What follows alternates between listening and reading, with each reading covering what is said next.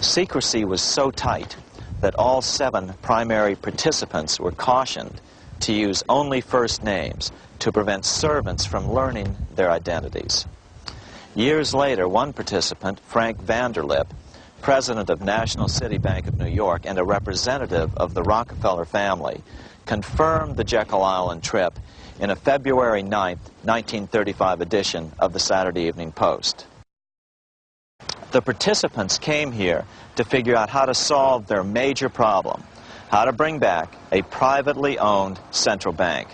All the participants knew that these problems could be hammered out into a workable solution. But perhaps their biggest problem was a public relations problem, the name of the new bank. That discussion took place right here in this room, one of the many conference rooms in this sprawling hotel, today known as the Jekyll Island Club Hotel. Aldrich believed that the word bank should not even appear in the name. Warburg wanted to call the legislation the National Reserve Bill or the Federal Reserve Bill. The idea here was to give the impression that the purpose of the new central bank was to stop bank runs, but also to conceal its monopoly character. After 9 days at Jekyll Island, the group dispersed. The new central bank would be very similar to the old Bank of the United States. It would be given a monopoly over U.S. currency and create that money out of nothing. Like the pharaohs of ancient Egypt who built their empire with the help of a grand vizier, Queen Elizabeth II also has a grand vizier, serves as her most trusted advisor. His name is Lord Evelyn Rothschild, and he is the second wealthiest and most powerful person on earth. He is also Lord of the world's financial capital, the city-state of London. Lord Rothschild and his ring of power hide their identities behind 13 city council members who stand in as their representatives. On November 30th, 2000, Lord Rothschild, now in his 70s, got married in London to a wealthy Zionist businesswoman named Lynn Forrester.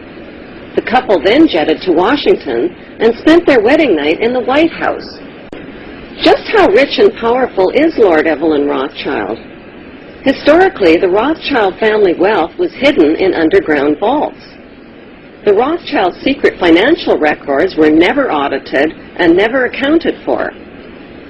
Their family-commissioned biographies give the illusion that their family fortune has dwindled, but researchers estimate their wealth at close to $500 trillion, more than half the wealth of the entire world.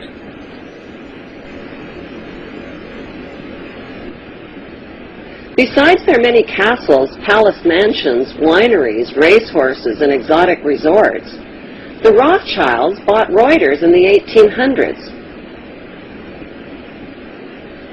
Reuters then bought the Associated Press, which selects and delivers the same news stories to the entire world, day after day. They have controlling interest in 3 major television networks and easily avoid media attention since they own it. Until recently, they owned and operated England's Royal Mint and continued to be the gold agent for the Bank of England, which they also direct. They control the LBMA, London Bullion Market Association, where 30 to 42 million ounces of gold worth over $11 billion are traded daily. The Rothschilds earn millions weekly just on transaction fees alone. They also fix the world price of gold on a daily basis and profit from its ups and downs. Over the centuries, the Rothschilds have amassed trillions of dollars worth of gold bullion in their subterranean vaults and have cornered the world's gold supply. They own controlling interest in the world's largest oil company, Royal Dutch Shell. They operate phony charities and offshore banking services where the wealth of the black nobility and the Vatican is hidden in secret accounts at Rothschild Swiss banks, trusts, and holding companies. How did Evelyn Rothschild become the filthy rich Grand Vizier to Queen Elizabeth II and godfather of the black nobility?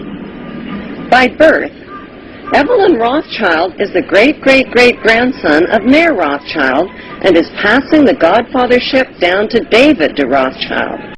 Although Evelyn Rothschild looks like a harmless gray-haired old man, make no mistake about it, Rothschild and his ancestors have handpicked presidents, crashed stock markets, bankrupted nations, orchestrated wars, and sponsored the mass murder and impoverishment of millions.